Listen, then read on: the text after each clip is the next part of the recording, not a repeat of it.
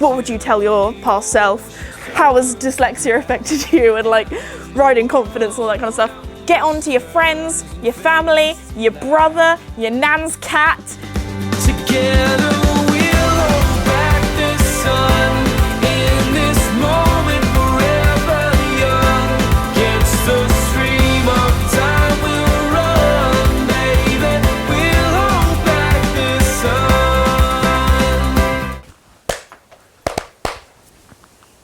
Okay, Mickey, are you ready? Thank you.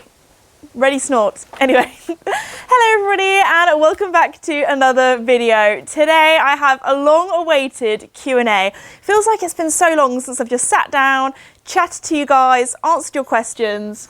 Mickey, he does this every time. Mickey, you're having a scratch. Come here. Come here. Come back to the people. They want to see your face, not your bottom. Well, anyway, on my YouTube community, I asked you guys for some questions because I'm a nosy person, you guys are nosy people, and you want to find out more about me and the horses. So anyway, I'm going to grab my phone up and I'm going to answer them because some of you left some interesting questions, I've got to say.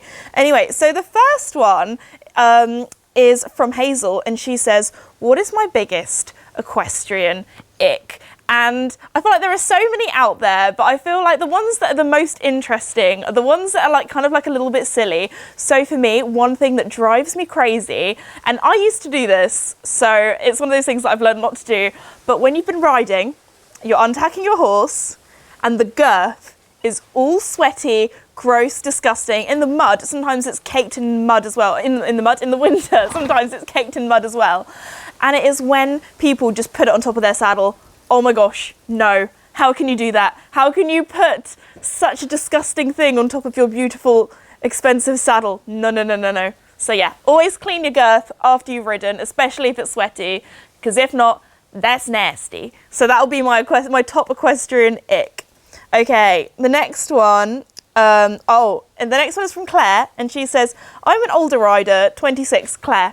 You are not that old. My channel has lots of different ages. I think my main demographic is 18 to 25 on YouTube, so there we go, similar age to me. And she says, I've had my lone pony for almost 9 months. Oh, that's so exciting. And I want to get out and about more with him. What activities would you recommend? Now, obviously, I do not know your lone pony, but do you know who does know your lone pony? The person who owns him or her. So I would say I would recommend chatting to them and find out what they enjoy, because all horses are different. So maybe they're the sort of pony that really enjoys going out with other horses and they feel more confident having a friend with them. Maybe it's going out alone. Maybe it's your pony really likes hacking, or maybe your pony really likes going out jumping or doing dressage. So I would recommend chatting to them, and it depends what you like doing. Do what you normally do. Maybe ask, is there a particular like arena hire or place that pony's been to before? So if you're a little bit nervous, it's somewhere that the pony's confident in and has been there before and that kind of thing. So yeah, best of luck with your lone pony. That's so exciting. But yeah, talk to the owner and find out more information about what the pony likes. I would say, for me personally, with my horses, hacking is their favourite thing, so I would take them on a hack somewhere nice. And do your research as well. Make sure that there's a good place to park your horse box or trailer if you take them out somewhere new, because that is like the biggest stress for me. I'm always like, I need to know. I feel like that's just me if I'm driving somewhere new. I'd like to know where I'm parking and if there is good parking there.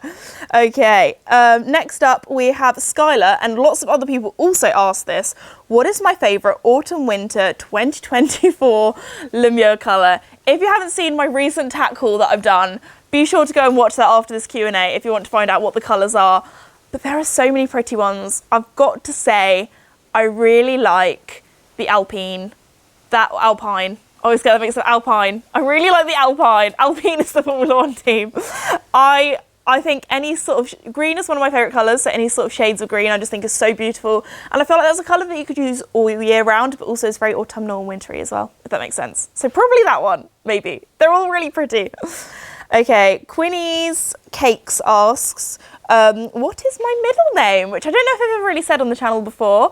It is Imogen, if you wanted to know. I don't feel like it doesn't suit me. I can't imagine ever Imogen being my name. I think it's a really pretty name, but I don't know if it suits me. Probably because, I don't know.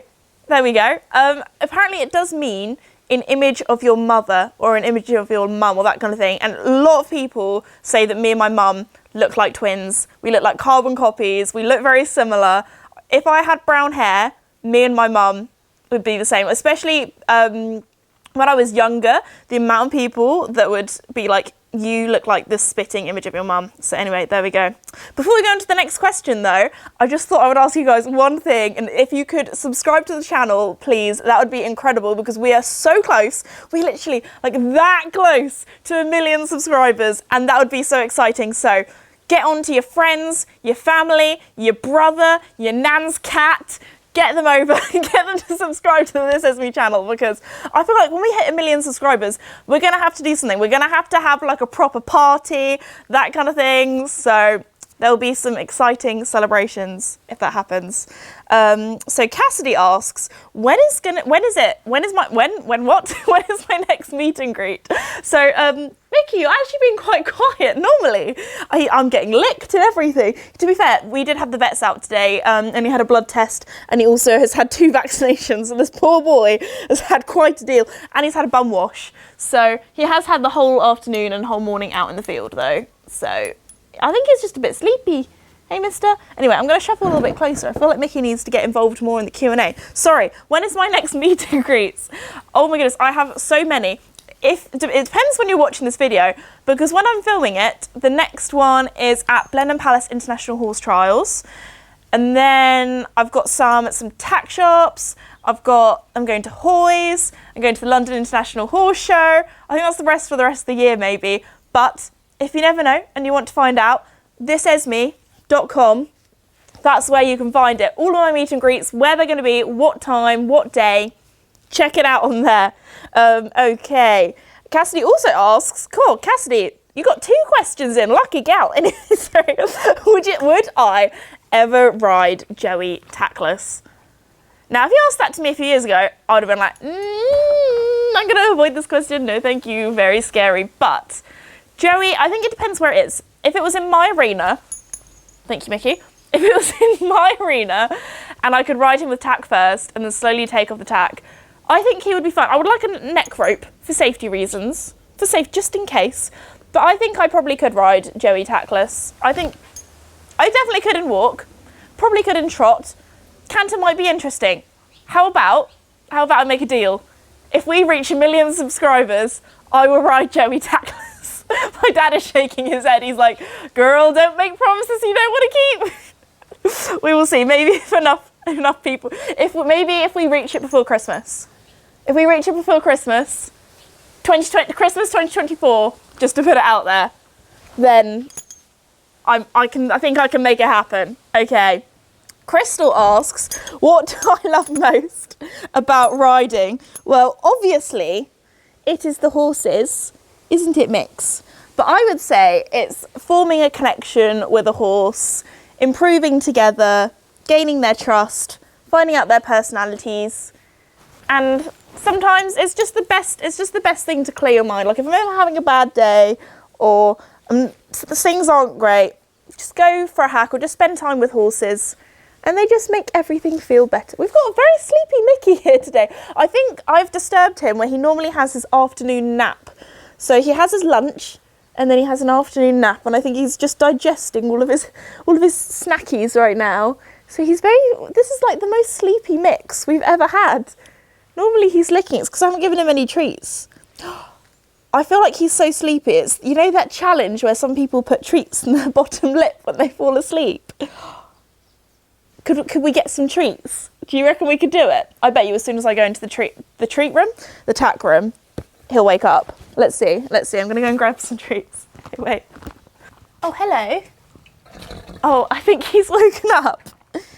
What do you mean? I don't have anything. No. Oh, okay. He can taste it on my hands. He's like, girl, I can smell the treats. Mickey, no, that is my phone. My phone is not edible. No. Okay, you can lick the treat crumbs off it. I don't know if that's very good for my phone. I think it is waterproof.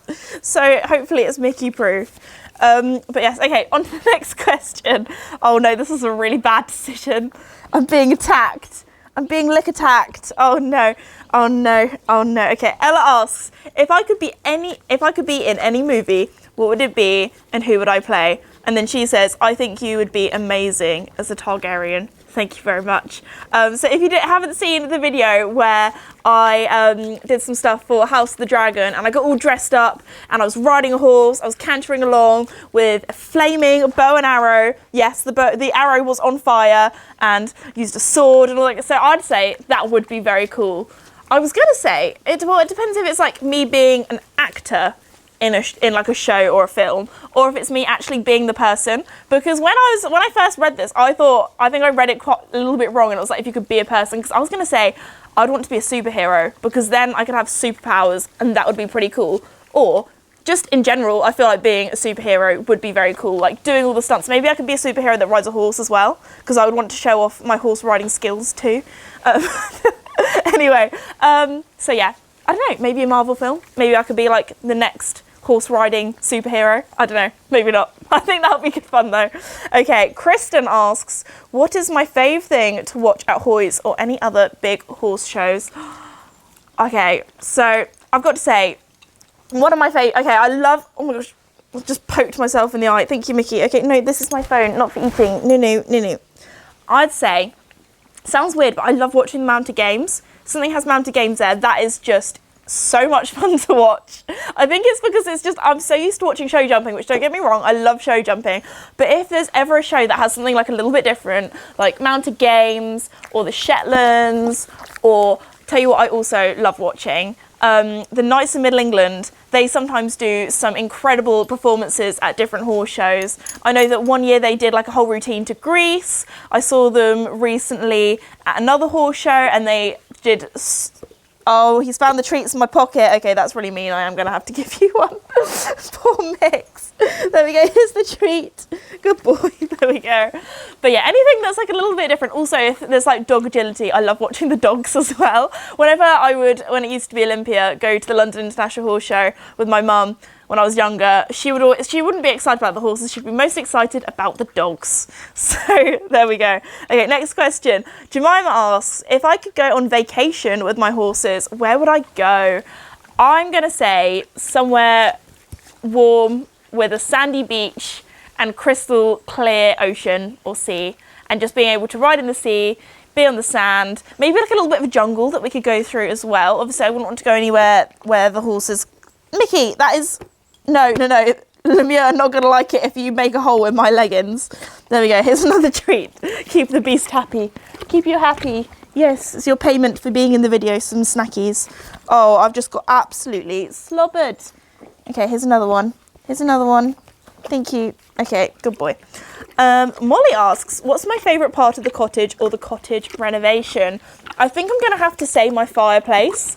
The fireplace is the one thing that I've kind of added character to and definitely put my own stamp on. Before it was just a little log burner in a wall, and then we added all of the kind of brick slips to it in a herringbone design, and then we also added a nice like oak beam as well, and I just think that it's added so much more character to it, and it's so cozy as well. And I've got all my little knickknacks and pretty things on the oak beam as well, and at Christmas I can hang my stockings on it and that kind of thing. So I would probably say, yeah, the fireplace. Thank you, Mickey. And well, I probably wouldn't say the roof because that was... Mickey, no. Okay, I'm just gonna have to stand up a sec. Wait. I'm going to have to give him the rest of the treats because if not, I'm going to be attacked. I'm sorry, Mick. I was going to put them in your lip when you were falling asleep, but you're too clever. Can't be doing that. So the next question is from Sophie, who says that she also has dyslexia, and she was wondering if this has helped me or hindered me with life and things. So for me, I'd say when I was younger, when I was like, I don't know, learning to read and that kind of thing, it was something that I really, really struggled with. And I didn't find out that I was dyslexic until I was a little bit older, basically my last few years of school. And basically, I think the thing that I thought was the most sad was growing up the whole time just thinking that teachers thought I was lazy or that I was stupid or I wasn't working hard enough or that kind of thing, when actually it's just the way that my brain works, and it's just something that I struggle with, or other people who also are dyslexic struggle with a little bit more. It's one of those things where you have to, oh, I've got a little notification there, sorry. It's one of those things where you have to work twice as hard, but sometimes I think it has definitely helped me. What's also really interesting, I went to a creator bake-off the other day, and everybody who was in my team, we were chatting about it, were also dyslexic. And then we just ended up talking to everyone else that was there, and there were so many other really creative, successful like content creators, and they were all dyslexic as well. So I'd say it's one of those things where your brain might just work a little bit differently to other people, but it does mean that you can think out of the box and you have creative ideas. And sometimes, you know, there's two different ways of doing things, and sometimes our way, well, I'm going to say, is better. So I would say I definitely wouldn't be the person that I am today if it wasn't for my dyslexia. And sometimes, you know, I might make a few silly mistakes, but sometimes I come up with some ideas that I would say are pretty good, not to toot my own horn. So I would say sometimes being dyslexic can be a superpower because you can think of things other people might not always think of. Okay, so Jenny says, would you ever do a movie on Netflix about your life and horses? I would love to do that, or any other streaming services. If you want to, you know, give me a call and want to do a show all about horses, I would love that, because I feel like there isn't enough shows on streaming services about horses. What is there? There's Free Rein, the Saddle Club, and that's kind of it. There's not really much else. Oh, Heartland. I think that's it. I think that's all I can think of right now. Maybe there's a few like horsey movies as well, but I'm thinking of TV shows at the moment. But yes. Or, do you know what I would love to do? I would love to do a TV show or movie of my book, The Starlight Stables Gang. So if anybody happens to be out there in that sort of, you know, film and TV world and wants to make a show together, hit out my email, because I would love that. I think that would be so cool. So you never know. Maybe one day. Maybe one day. Okay, Barney and lots of others also asked, is there going to be, oh, this is segued in beautifully. I didn't even mean to do this on purpose. Is there going to be a book 4 of the Starlight Stables Gang? I can confirm, yes. We're writing it right now. It is being written, well, not actually as you speak, because I'm filming a Q&A video, but at the moment, yes. It is not going to be out until 2025, so that is sad. But I have 2 other books that will be out before Christmas. We have my This Is Me annual, which has lots of fun stuff about the horses and that kind of thing. But also, there is another book that might be about one of my horses, maybe, we will see, that will hopefully be out before Christmas. So keep your eyes peeled about that. Mickey has this, just one side of my body is just saturated with your slob. Yes, slobber chops. Okay, thank you. Okay, Rosie says, if I could tell young Esme one thing about my life, what would I tell her and why? I think that's a really tricky thing, because obviously there's like the whole butterfly effect, and you don't want to tell your young or past self something because it might affect who I am today. So I would say the most important thing, I think I worried a lot, especially as a teenager, about what I was going to do when I was older. I mean, I still worry about that now. But I think the thing that I would tell young Esme is that everything is going to be okay. You're going to have days where things don't go right, and things are going to be stressful, or things are going to go wrong, or bad things are going to happen. But you know what? It's going to be all right. And also, I think the one piece of advice that really helps me when I'm worried about something or panicked about something, I think to myself, will I still be worrying about this thing in 5 years' time? Or will I be thinking about this thing in 5 years' time? And the answer most of the time is no, because we have one little stress in our life. That might be our stress for like a month, and then normally it goes away and we move on to a different stress. But anyway, that's life for you. But I'd say things are going to be okay. That's life. It's like a roller coaster. There's good things, bad things. Everyone goes through good things and bad things. But in the end, it's going to be all right. Arabella wonders what... dyslexia moment, sorry. Arabella wonders, how did I get my confidence back after losing it riding Casper? And Isla and Kath also have asked similar questions, so shout out to you guys as well. So for me with Casper, a lot of my confidence was very much fake it till you make it, because if you don't know my story with Casper, go and watch my like riding story video after this, because it explains things a little bit better if you're like, girl, what are you talking about? But basically, Casper was a very young green horse when I got him. He wasn't that he wasn't that experienced, wasn't that trained, so I had to do a lot of that with him, and he was very spooky. And I think the thing that I learned with when it comes to horses, if they are freaking out at whatever, or anxious or worried about something, if you start freaking out as well, they're just going to freak out more, because they're like, well, she's freaking out. What's she freaking out? I'm going to freak out. And then it's just a big freak out frenzy, and you don't want that. So I would say if you can try and stay calm, stay confident, and be like, you might be freaking out. I'm going to be the confident one. Yes, this bush is scary, but you know what? I'm not scared of this bush, and we're going to go past it. A lot of the time, horses can really pick up on how you're feeling and your emotions. So if you can try and stay calm and confident, that works. So I'd say fake it till you make it with your confidence, and take everything little by little. If you lose your confidence for whatever reason, every rider has been through this. I've been able to talk to, thank you, Mickey, Olympic riders of all levels, and every single one that I've talked to, all of them have gone through a phase where they've lost their confidence. And I would say take everything, do it nice and slowly at your own pace, and I would say do things until they become boring. You know, when I lost my confidence jumping, I stopped jumping for a bit, then I jumped some small jumps, and I was like, this jump is too small, this jump is boring, I want to go higher. And that's how you know your confidence is getting back, because things seem boring. So there we go, that is my top tip. And then Sandra says, what is my most hilarious / chaotic fall?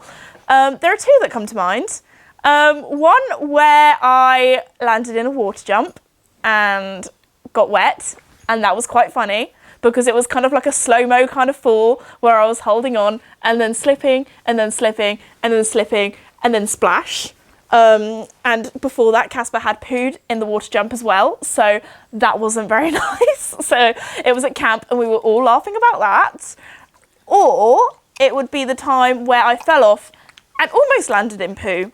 So there we go. I think I might have got I had white breeches or jumpers on. I think I might have got one little poo mark on me. So probably that. I feel like all funny horse falling off stories involve poo. So there we go.